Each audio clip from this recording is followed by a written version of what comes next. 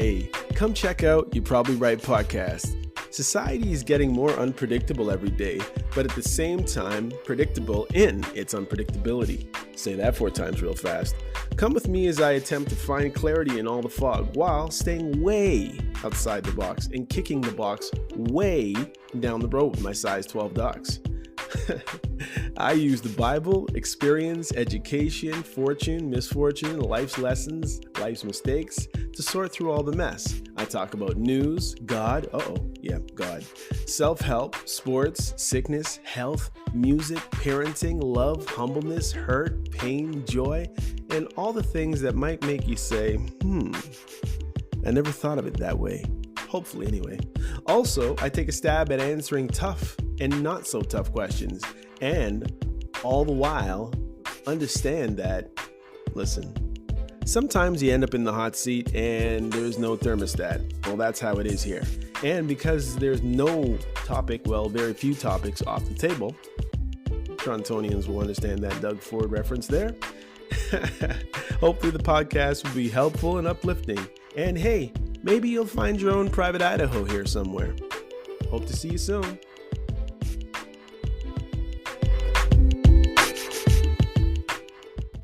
Maybe your stupid opinions aren't right. And are you so sure your life is going so much the way you want it to go, and you're such a bloody paragon of virtue, and the light is shining out every orifice, and everyone who disabuses you of your notions is evil?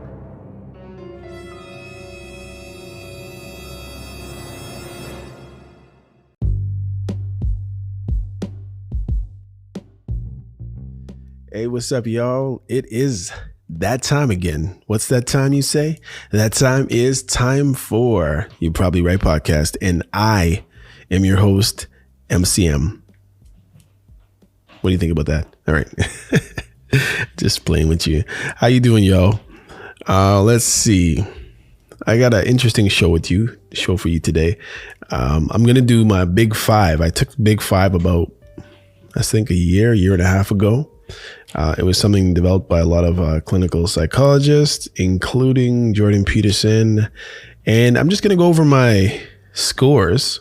I mean, I guess if you did it before, then you will be able to compare, I guess. You can't really compare your scores to other people. I suppose you can, but anyhow, I'm going to give you my straight up scores. And I don't know if I'll be able to give you any rhyme or reason. Let's see. At one point, I was just concerned about one trait, and that was openness. And I think I'm not too happy with that score for certain reasons. But anyway, that's just me. And before that, I'm actually going to read a post that I made and I typed out, and I was going to post it on my LinkedIn. And then for various reasons, actually, I did post it. It was actually nice. It looked so professional. I had pictures that coincided with or was congruent with my my communications. And I put it up for about maybe 5 minutes. And then I took it back down, And I'm not too happy about that because I would have way preferred just to leave it up there. But,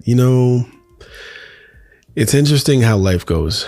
You sometimes there's things I want to say sometimes, and face to face to people, no matter who you are, chances are I'm going to say what I think. And maybe it's because it's just close quarters.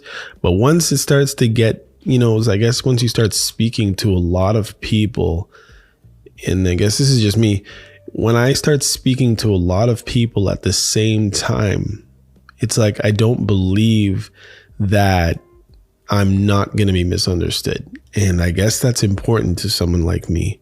So, it's like, picture yourself, if you close your eyes for a second, and I'll get to the normal stuff in a second, but picture yourself in your school, your high school or your school's gymnasium, if you had one, or on your soccer field by yourself.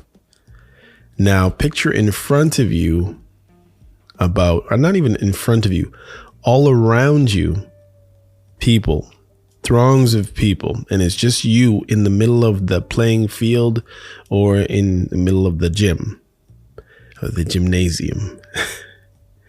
Now, picture that a microphone appears before you, and you are going to start speaking for approximately 5 minutes on your thoughts on racism,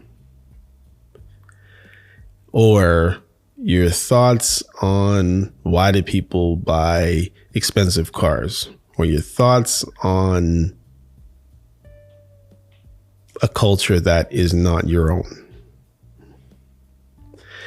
And for me, that experience would be, it's like I would want to have eye contact. I would want to make sure that not only were the people hearing my verbal communications, but they were checking my body language, you know, my eye movement, my eye connection, or my eye, what's it called?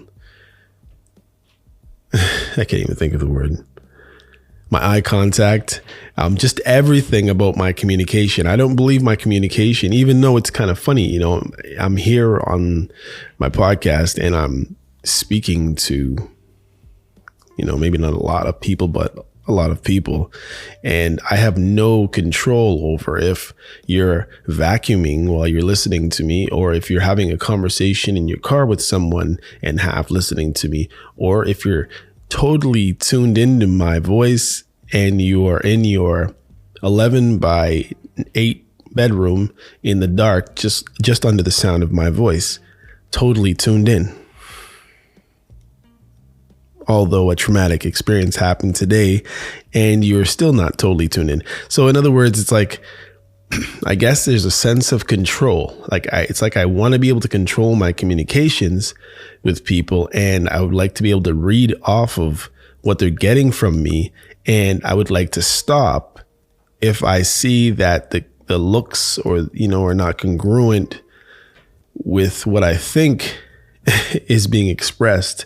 You understand? It's like, so, you know, saying all that, it's like me just sitting here and right. Like, I mean, I'm speaking. So I can't even say that I regularly speak better than I write, to tell you the truth, but I guess you'll be able to judge that in a second.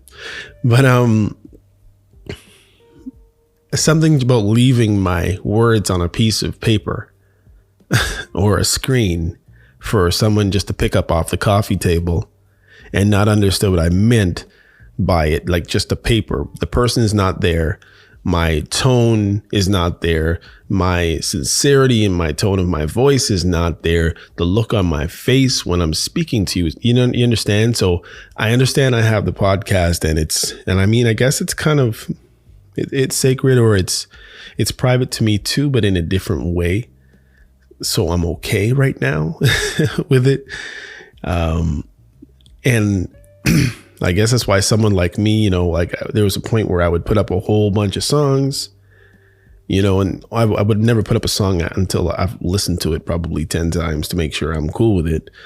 But it's the same reason why I might put something up and take it down. In this case, I've been putting them up, and there's at least 6 or 7 podcasts in the whole row of podcasts that I've done that I don't really want heard, I guess, but I leave them up there because there are very few of them that I don't stand behind in a certain respect, if you understand. I'm not really sure if you're really getting what I mean, but I mean, I guess that's a chance I take. I can't just sit here and do nothing, you know, and I guess that's the alternative. So yeah, I could have put it out there, you know, on my LinkedIn, but then I was thinking, and I didn't put it on my LinkedIn. I didn't put it out there because other things are at stake, I guess is the best way to put it. And I noticed there's certain bureaucracies and certain institutions that frown upon you having your own thought. And if your thought is not congruent necessarily with with what the greater scheme or action plan of the company is, then you probably put yourself at risk. And if not at risk, at least, at risk, maybe not at risk for losing your job or your social status or whatever it is, but you still put yourself out there for a rough time, and that's about it. And that's my reasoning there. So now that I've pumped you up with all that after about 8 minutes or so, 9 minutes coming up, I would just like to say that I thank you for coming out to my podcast. Again, I thank you for listening. I would love it if you'd share it. I thank you if you're a first-time listener or a regular listener, or as I said, a fair-weather friend, and the topic seems to suit you, which is cool. If you're vacuuming, if you're driving, cross state lines, if you're just chilling and you like my company, then I appreciate you. And I respect the fact that you have a lot of things that you could be doing, but you're here with me. So thank you very much.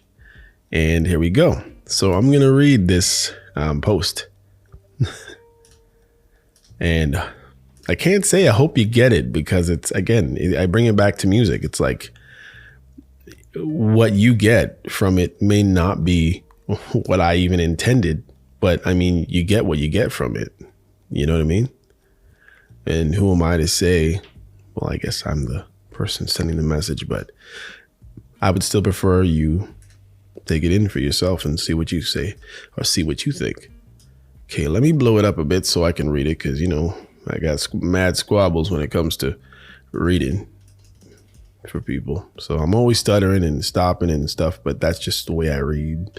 I apologize, because sometimes it's like I want to ingest it and it takes me a little bit longer to process it in that way. So sometimes that's how it goes. Okay, here we go. I didn't title it. So, well, I did when I posted it, but that was just like a spur of the moment. I had to have a title. So here we go. I probably won't make this a habit, although someone told me I should. That was actually my cousin. The reason being is that actually, I'm going to be specific. My older cousin, who came here from England with my aunt and family, I wrote him a text one time, just being straight up. I wrote him a text and he was like, wow, I like the way you write. You should do that more. And I gave him a whole spiel on why he shouldn't tell people to just do things just because he says so, because depending on how they feel about him and what respect they have for him, they may just listen to him, and they're the only ones that have to live with the consequences of listening to him. And anyway, that went on, and okay, I'm going to start over again. I'm sorry. There we go. I probably won't make this a habit, although someone told me I should. The reason being is that my editing proficiency is virtually non-existent, but I'll get into that a little later. How wonderful it must be to sit on the right side of history. Or, wait, is it? When I think of Jesus, Tesla, Luther, Van Gogh, it's kind of funny that I put those Luther Van Gogh, Luther Vandross. Anyway, hopefully you know who these people are. And that's another thing. I was writing this and I'm like, I wonder who's going to get this, because I gave the first name, I gave Jesus, then I get last name Tesla, last name Luther, last name Van Gogh, Rahab is a first name, Kafka is the last name. Anyway, when I think of Jesus, Tesla, Luther, Van Gogh, Rahab, Kafka, and the droves of people who were bullied as children and or ostracized for so many things, I am perplexed, to say the least. I have avoided and shudder at the very thought of being a spoke on society's wheel, or a cog on the gear of life, just holding my own. Now, the reason why I was kind of stopping there is because I should have said shuddered. And that's the funny thing. It's like my brain's editing while I'm trying to read my stuff. It's really annoying, actually. Here we go. I can emphasize, idiot. I can empathize. See what I mean? I can empathize. Sorry, it's a dysgraphia, man. I'm telling you, it's just it's more than dysgraphia. Trust me. I can empathize, with the masses who are fine with staying in line like a soldier in a bad army, asked to do one small thing after one small thing, not realizing that they are a part of a genocidal movement.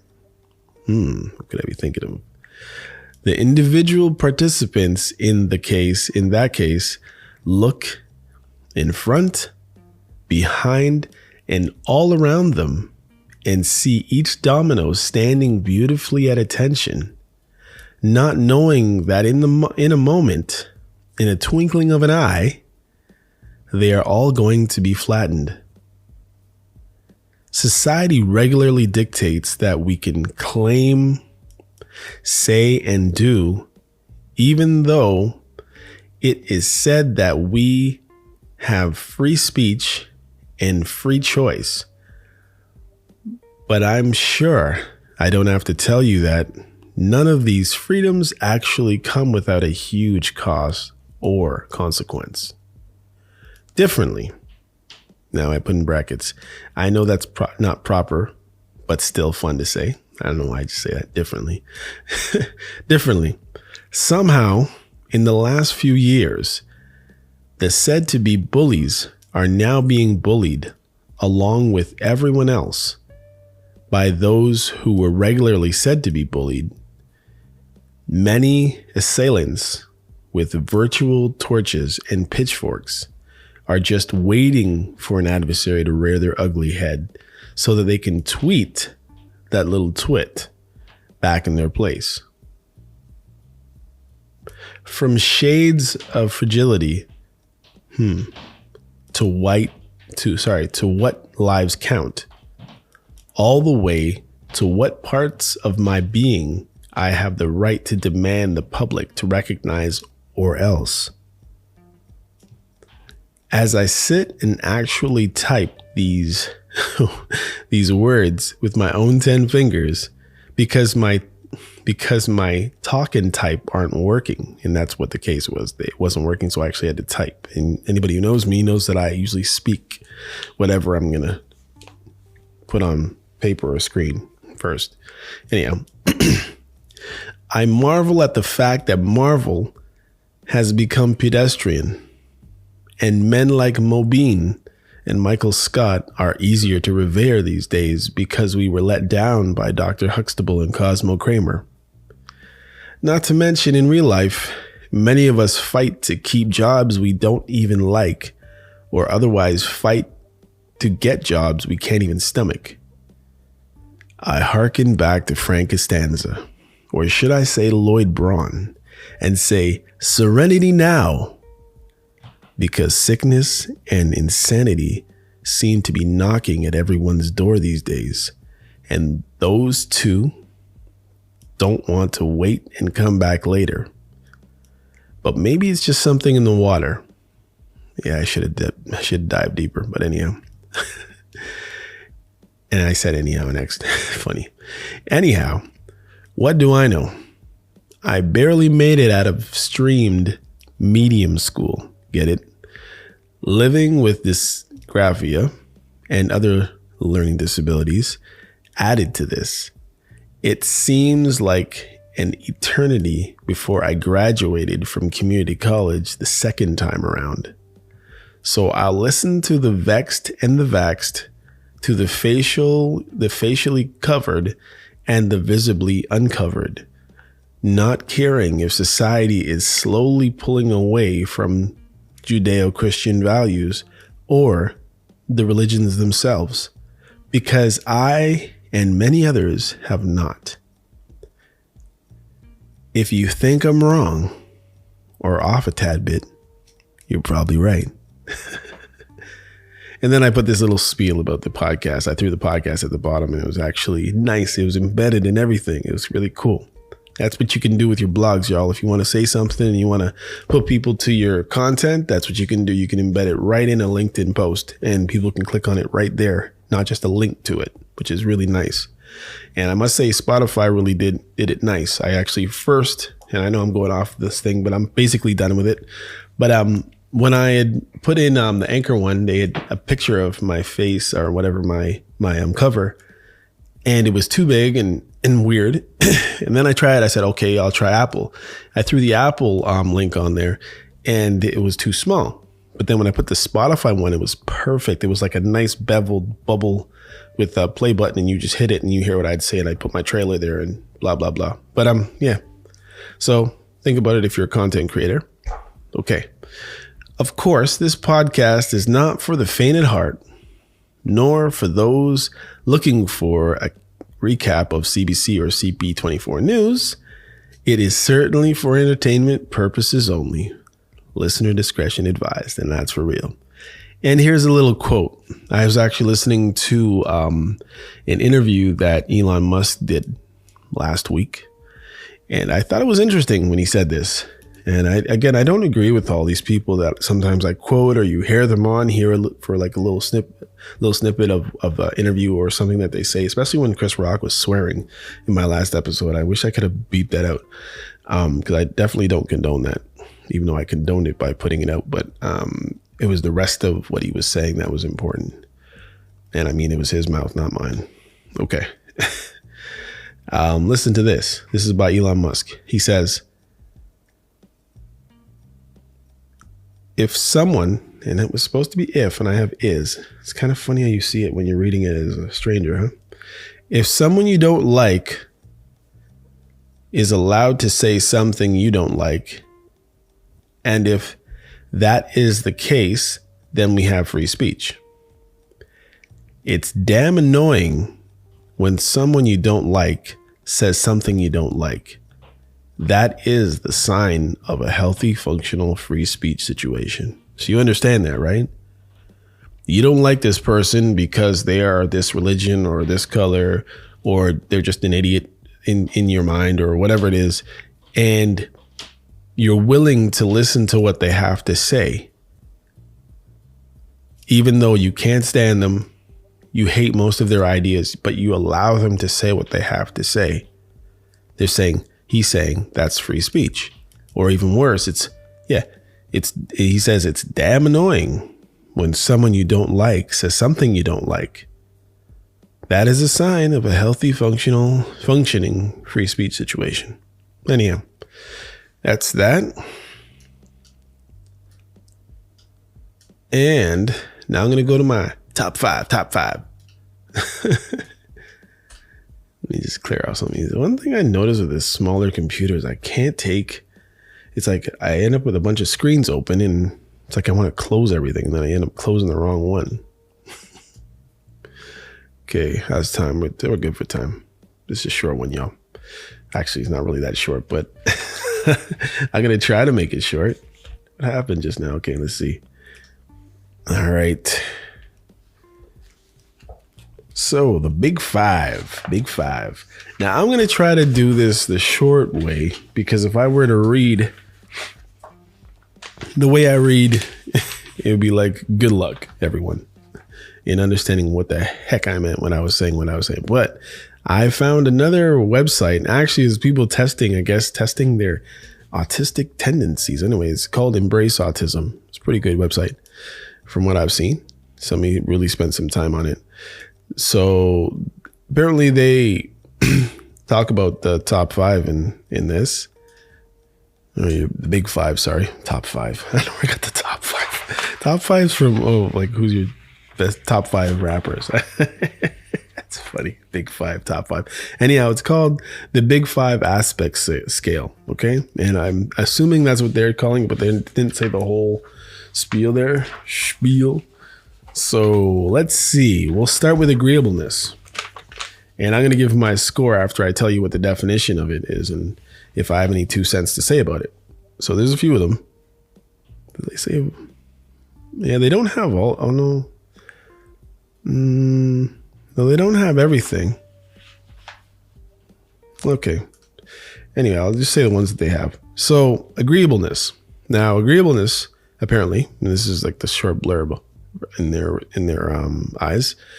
One of the 5 personality traits of the Big 5 personality theory, people high in the trait of agreeableness display behaviors that is cooperative, kind, sympathetic, warm, friendly, altruistic, and pro-social. Interesting.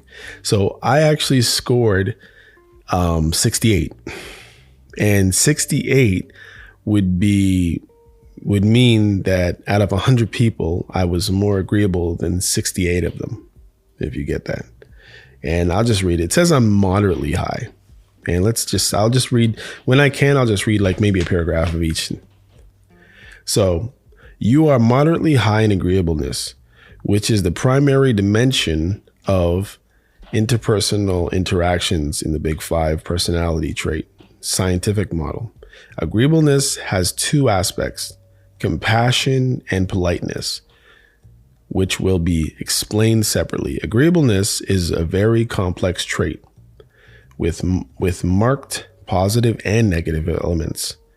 All along its distribution. Because of this, higher scores and lower scores need to be explained at the same time. Ooh. Maybe we want to get into it a little bit. What do you think? Let's see. Wow, it's long. Let's see if I can see anything you might want to hear. I'll read this one. People high in agreeableness. See, I'm moderately high. So is that the same thing?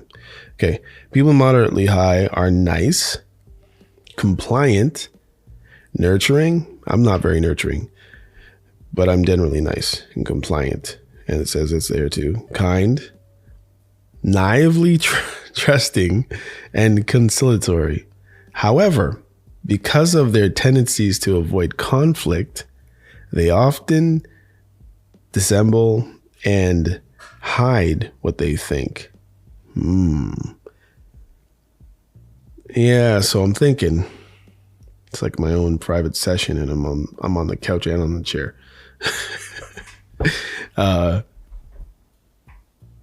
Yeah, I used to. I can say honestly, I would prefer not to have a conflict if possible.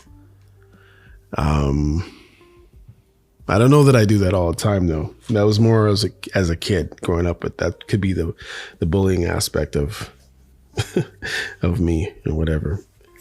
People low in agreeableness. Well, that's not me, but if you're low in agreeableness, you're stubborn, dominant, harsh, skeptical. And I'm skeptical. That's funny. But I mean, I'm moderately high, so that's where it probably brought it down.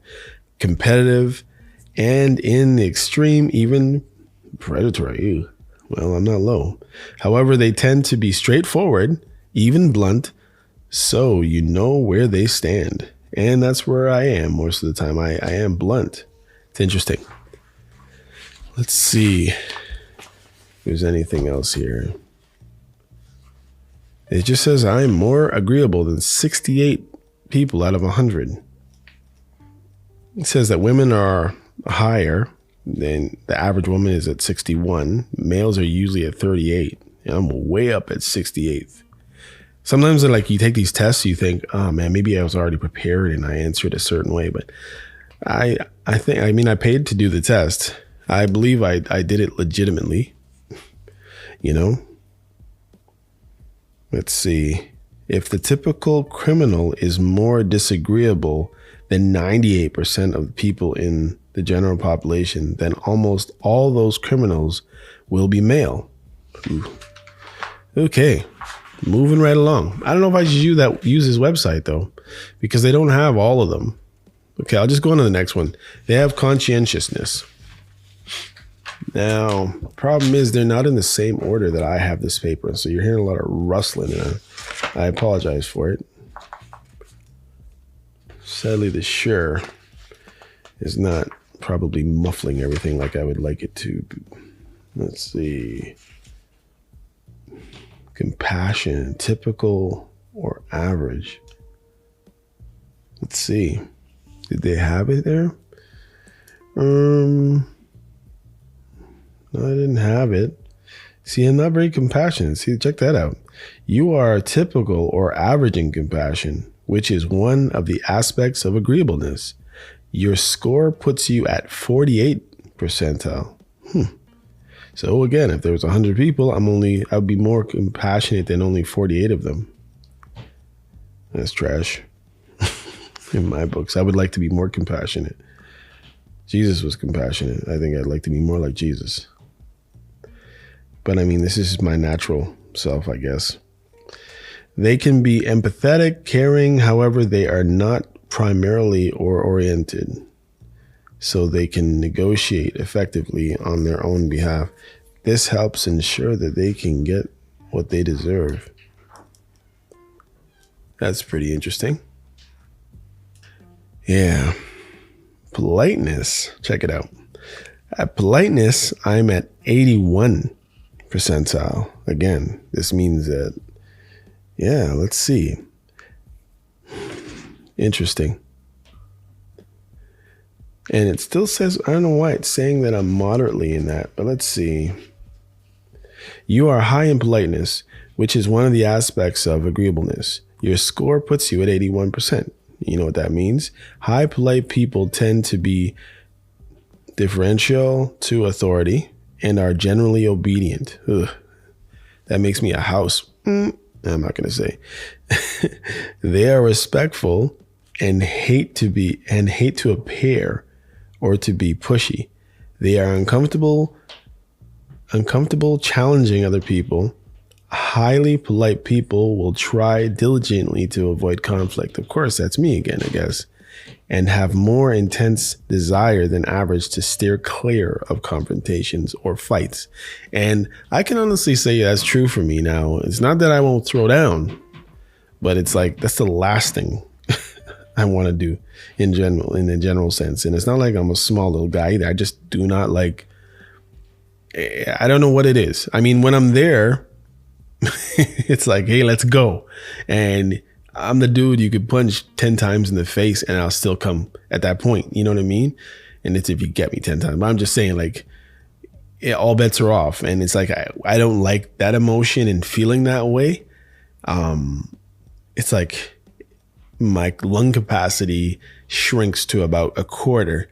And it's not that I don't know if I'm hyperventilating, but it's just horrible. And you know, and I guess that's just where I am. And listen, I'm not like saying this is like truth gospel or whatever it is, but it's interesting that the answers that I have put on this test, and this test was, or the survey test, it was 100 questions. So it wasn't like 30 questions and you're out of there. It was 100, at least 100 that I remember. And it's just funny that I read this stuff and this is just spitting out by a computer, but these guys obviously did their research because the stuff, at least for me, is correlating with the person that I have been all these many years. Let's see. Conscientiousness. Now I wanted to use that thing they had here. Yeah, that was the second one on their list. Conscientiousness. Let's see. Actively making sure the work you are putting into a task is done to the best of your abilities and is completed thoroughly. Completed thoroughly, sorry. A person who displays conscientiousness also has a strong amount of self-control with an eye on long-term goals. And I guess that's why I'm at 66. I think I'm just average. I'm moderately conscientious. Moderately conscientious people are more likely than average to obtain higher grades in an academic setting, particularly if they are intelligent. So let's see. In high school, or should I say in medium school, I had crappy marks, but I was more concerned with playing sports and I had all kinds of learning gaps, so that didn't work out well. But I can say once I had access to a computer and I was in college, most of my marks were a B or an A. So I don't know if that means much or not, but sure, whatever. Industriousness, sorry. typical or average? How average am I? I am 50. Guess I won't be coming up with any new business ventures. Let's see. People of average industriousness are not particularly judgmental to themselves or others. I don't know. I'm pretty judgmental about myself, but they like to live and let live. Well, that I do. But if I can say something to help somebody in a certain way, I will. So I don't know if that's live and let live and just like whatever happens, everybody happens. I don't know if I'm totally like that.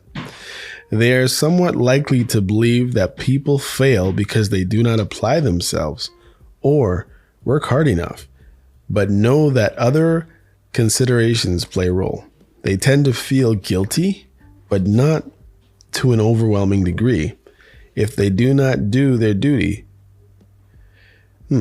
They can, however, find themselves in a guilty position because they failed to perform a task on time or properly. Yeah, that is bothersome. Let's see. Orderliness, moderately high. Ooh, yeah. Orderliness can constrain creativity. Yeah, because you think it needs to be done just so. However, creative endeavors often require mess, disruption, and intervening periods of chaos. So moderately orderly people who are high in openness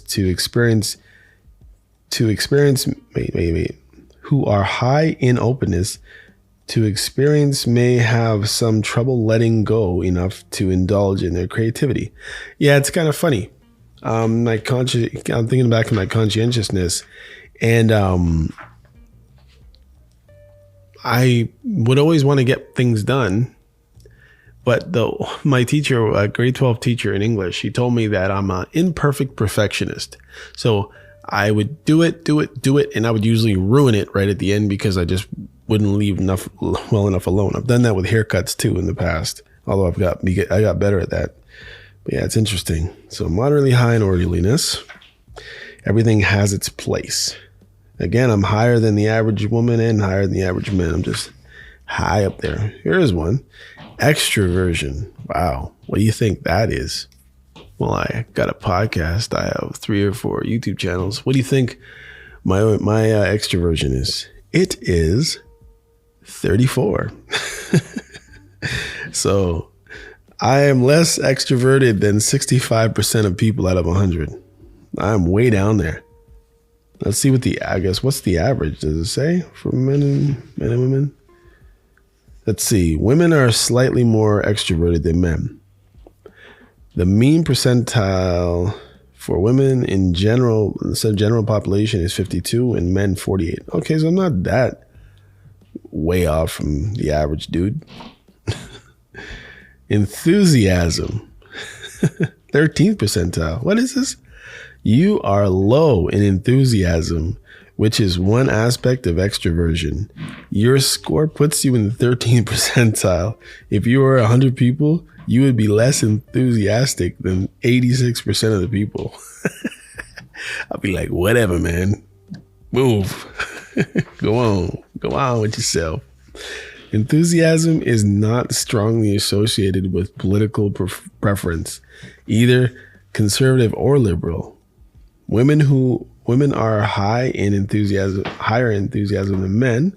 The mean for women is 55 and men are 45. I don't know why am I so. I'm going to read this one out a little bit.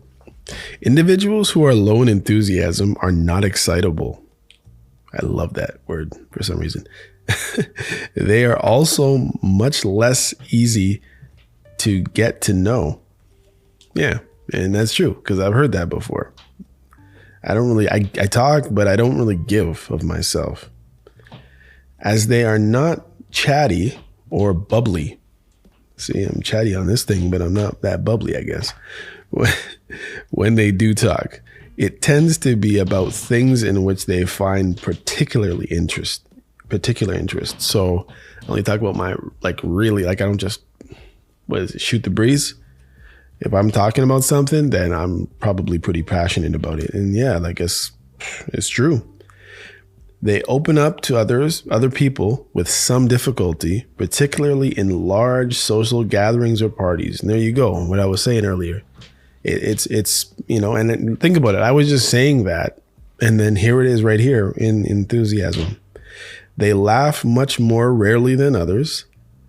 They prefer solitude, and although they can enjoy themselves around other people, which I can, it has to be in small doses. They are much more private people and are not markedly positive or optimistic. They avoid the spotlight and, if creative, may find performing much less desirable than draining. Yeah, that's true. Because you got all these eyes. And maybe that's what I was displaying in that little exercise I had you do at the beginning of this podcast. They rarely seek out stimulation or excitement, activity, or fun. And if they do so, prefer quieter activities.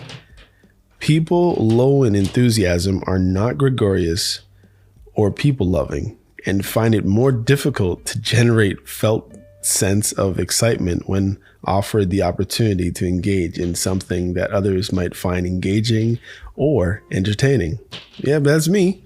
So as I said, I don't know what to tell you. Like, we can sit here and say that these psychologists don't really know what they're talking about, or but that one's really spot on for me, and I'm trying to get out of that. I'm trying to put on Christ and take off so much of my sinful flesh, because that is definitely not a great quality as far as I'm concerned. It might make me more personable to people on a person to person basis, but you wouldn't want me doing your TED Talk, I suppose. Let's see. There we go. Assertiveness, moderately high. Weird, right? You are moderately high in assertiveness, which is one aspect of extroversion. So for some reason, that's up there. Moderately high assertive people are more take charge types. They put their own opinions forward, I guess because I have a podcast, and are somewhat likely to dominate and control social situations. Maybe. Because I talk about exactly what I want to talk about, I guess, and I put that forward, I guess, when I do talk, right? They can be influential and captivating. Are you captivated? They have the communication style that is more often associated with leadership. This is good when they are knowledgeable. But when you're an idiot, I guess it's not that cool. Yeah, there's sometimes, of course, I've been on here and I don't know what the heck I'm talking about, but then sometimes I do. Competent and able, but less good when they aren't. Moderately assertive people tend to be more action-oriented. They are less likely to wait for others to lead the way. Yeah, I'll jump up and start cleaning once I see it needs to be done, or pick up the garbage or whatever it is. Now and then they might be impulsive. In consequence, acting too quickly without thinking. Oh yeah. That reminds me of the days when we'd have like a party at the house and it was wrapping up or whatever it is, like a birthday party, whatever. And I'll be the guy there throwing out half-filled pop cans, and people come back and like, where's my drink? It's okay, because MCM chucked them all. I'll give you another one. I remember that. I don't know what my problem was. It's like I wanted the party to be over. I want you all to go where the hell you came from. It's funny. But then I guess the next thing, I don't really make myself sound like a nut. Neuroticism. I'm high in neuroticism. This is something that I wasn't too proud of. My score is 78. I'm in the 78th percentile. So there's 100 of us in that room. I'm more neurotic than 78% of the people. People with high levels of neuroticism are more likely to think that things have gone wrong in the past, I'm hearing singing in the background here, unfortunately. People with high levels of neuroticism are more likely to think that things have gone wrong in the past, are going wrong now, and will continue to go wrong in the future. They are more they also are more likely to be unhappy, anxious, irritable when just thinking or remembering. Yeah. I'll sit there in my own head. And the problem is then I'll come out and I'll interact with somebody and I'll end up being upset just because of whatever it is I was thinking about. It's really weird. It's like you're really in your own head. And I guess other people who are high in neuroticism will know what I'm talking about. And it's totally wacko for those people who aren't. And when they encounter a genuine problem, they have substantially lower than average levels of self-esteem, particularly when they are also low in extroversion. And that would be me. Neuroticism is a risk factor for anxiety disorders and depression. Ooh. Yeah, that's pretty out there. Let's read more about that because it's interesting. High levels of neuroticism may interfere with both success and satisfaction in relationships and career. Church. With the strongest effect on relationships. That might be a reason why I suck at relationships, I guess. High levels of neuroticism are associated with much more concern about mental and physical health, as well as more frequent physician and emergency room visits, and much more absenteeism at work and at school, particularly if accompanied by low levels of conscientiousness, which I don't have. So yeah, I had periods of showing up at the doctor's office or the emergency room, but then I've only been to one probably in the last 2 or 3 years. One time, or 2 times in the last 3 years. Let's see what else. Let's read it right to because this is my bad side. I'm that guy. I'd rather just get it out. Let's see. People with high levels of neuroticism appear to be much more risk averse than average, which means they tend to avoid recreational, career, financial, and social situations where the possibility of loss is a high. Such people appear to be much more concerned with maintaining their current status rather than enhancing it. So in other words, you just stay in the one spot and don't move up in life. Yep, not too great. Perhaps this is a good strategy in genuinely dangerous or uncertain times. Yeah, so we'll live. Because we don't go off venturing into the dark like in one of those horror movies. We'll be just like, you know what? I'm staying in the cabin with all of the lights on and the doors locked. You know what I mean? I batten down the hatches and everything. Hatches. Neuroticism is not a powerful predictor of political belief, either conservative or liberal. Should we read more? No. I think I beat that dead horse. Or should I? It's only one. Let's see. Women tend to be about 60 here. That's higher than men in neuroticism. Ooh, let's read this. The typical woman is higher in neuroticism than 60% of the general population of men, and women combined in part. In part, this may be why women report more unhappiness in their relationships at work, in school, and with their health than men on average, and why women initiate 70% of all divorces. This difference in neuroticism between men and women appear to emerge at puberty. It is largest countries such as Norway and Sweden where the most has been done to ensure equality of outcomes between the sexes. Okay, cool. Withdrawal. We're almost there, y'all. 47 minutes in. This is interesting, isn't it? Or maybe it's interesting because it's about me. All right. But I mean, you should go and do one of these, you know? Let's see. Can I see where? Yeah, I can't really. Understanding. Let's see. It's called understandingmyself.com. And then once you get there, I guess you'll be able to pay for the test. I mean, the test only costs $10. So, I mean, if you want to know a little bit about yourself, you're the kind of person who will take like some online tests and stuff like that. And, oh, I got a online IQ test and they give you 60 questions and then it tells you got a IQ of 129 or whatever, like it did for me. That's crazy, but you should pay for this. It's only $10 and that's Canadian. Anyhow, that's where I'll wrap it up tonight. Thank you for listening. I could have got into the whole thing, but yeah, I'm dragging it out. And I mean, this is all personal. It's all me anyways. But there were a few more aspects to this, considering openness, which I was 50, and volatility, I was 68. And I'm just wrapping it up for you. Let's see. Yeah, the openness is 49th. And let's see. Actually, I think I read some stuff differently.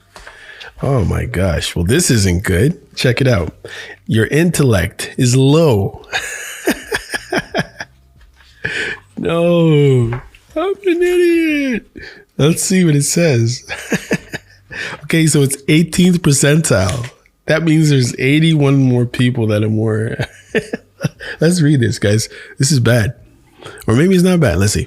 Note, do not confuse personality aspects of intellect with IQ. Oh, great. Intellect is a measure of interest in abstract ideas, essentially, while IQ is a measure of processing speed. Verbal ability, working memory, and problem-solving capacity, and is better measured with a formal IQ test. It is perfectly possible to have a high IQ and a low score in personality traits of intellect. And I would agree with that because my IQ wasn't that bad. You imagine? Sorry about the noise in the background. Hello? This isn't muffling it. Let's just finish up here. So it says, you are low in intellect, which is one of the aspects of openness to experience. I don't know why I read it like that. Your score puts you at the 18th percentile for intellect. If you were with 100 people, there would be 81 that have more intellect than you. It still sounds horrible to me, man. But anyway, it says people low in intellect are unlikely to be engaged with ideas and abstract concepts. That's not true because I do like a lot of abstract things. Abstract context and abstract concepts. Anyhow, they are less interested in learning philosophical concepts. I doubt that's the reason why I listen to all those interviews, all those heady, wise philosophers. But anyway, seeing little use in them. People, well, I guess it's kind of true because I believe in the truth of the Bible. And I realize that there's all these different philosophers and psychologists, like, people like Karl Marx, and there's Piaget, and there's Freud, and there's Dostoevsky. There's all kinds of thinkers, and I've heard there are different concepts and there are different ways of thinking about society and stuff like that from, egalitarian and I can't even think of the words right now, but the whole point is it is interesting how they it's like it almost makes you think that you answered all these questions wrong. Whatever. They're substantially less intellectually curious and infrequently tackle and solve complex abstract problems. They are unlikely to engage in issue-oriented discussions or to enjoy reading idea-centered books. They can be less articulate, particularly if average or lower in extroversion, which I am, experiencing some trouble formulating sentences. Let's see what it says. I'm gonna flip the page. Communicating their ideas. Well, you can judge. I did write write and read, or I wrote something and I read it earlier in this podcast. So I don't know if I'm good or bad at formulating my ideas and communicating them. They tend to have a vocabulary of less than normal breadth and depth, and are likely to stick with the tried and true rather than learning new ideas and skills. They are less likely to enjoy being exposed to novels, creative concepts, and are relatively uninterested in adapting to or seeking out new experiences and situations. Well, I am humdrum to, I guess, an extent. I am simple. So I guess it's there and it's not there for me, to tell you the truth, being honest with it. Let's see what else they got, since they're really getting into it. People low in intellect rarely find complex, rapidly changing occupations to their liking, and are therefore more likely to fail at them. Unless very high in conscientiousness, which I'm not very high, I'm moderately high, and very low in neuroticism, and I'm high in neuroticism. They are much better suited to stable, straightforward, and more traditional occupations where the rules for success are well-defined and tend not to change. And that's true. I'm going to be, if it's true, it's true. If it's not, it's not. Liberals are high in intellect, then higher in intellect than conservatives, although the biggest difference between the two is openness to experience at trait level. Women are lower than men in intellect, although not in IQ. There's probably a difference in interest. People high in intellect compared to openness are more likely to prefer the science to the arts. The mean percentile for women in general population, women to men, is 45, men 55. There we go. And this will be the last. Well, this is the last one I'm going to talk about. It says openness. This is in general. My openness is 80. I don't know why I thought it was so low. You are high in openness, which is one aspect of openness to experience. Your score puts you at the 80th percentile. If you were one of 100 people in a room, you would be higher in openness than 80% of the people and lower than 19. Check this out. The closest synonym for openness rather than openness to experience, which encompasses openness and intellect, is creativity. Highly open, creative people love beauty. They need an outlet for their creative ability. Hence, I have a podcast. Hence, I have 4 YouTube channels. Hence, I do somewhat. I sing. Like I do other stuff. I need outlets. So that's true. Or they have difficulty thriving. Yeah. So I need to have something else to do. You see my movie collection. I have so many movies. I could review a movie every day for like the next 200 years or more. I guess more. They want to be surrounded by art. There you go. Or beautiful crafts. They are sensitive to color and architectural form. They like to collect things, hence the movie collection. Geez, I just said this. This is funny. They are imaginative, hence I watch a lot of movies, and like to daydream, hence I like a lot to watch movies, and reflect on things. They are affected comparatively deeply by music, which I told you I sang. Often, this is really interesting, this one here. Often many genres. Yeah. And if you went to my playlist on Spotify, you'd know that I got a crazy selection of genres together. And maybe musically or artistic themselves. There you go. Both of these are rare in the general population. They can be thoroughly immersed in a book or a movie or in their own thoughts and become somewhat oblivious to the outside world. They respond strongly to beauty and creativity and art.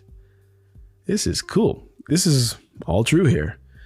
This is probably the negative part of it.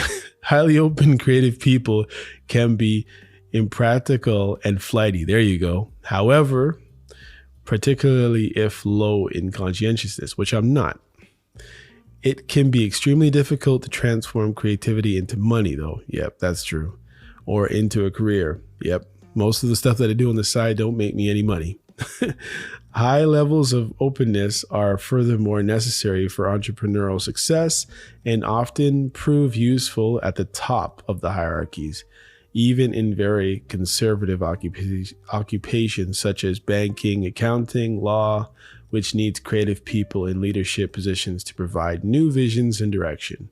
Liberals are high in openness, higher than conservatives, although the biggest difference between the two is openness to experience as the trait level. And women usually have 56 on average and men are 44. So crazily high in openness. So I don't know why I didn't want to read this last time. I would have known all this. So there you go. Nice. All right. Anyhow, this is our show for today. Thanks for coming out. We're on 60 and this was great. Come again. Tell your friends and you'll hear me next time. Peace out from You're Probably Right podcast. This is MCM signing out.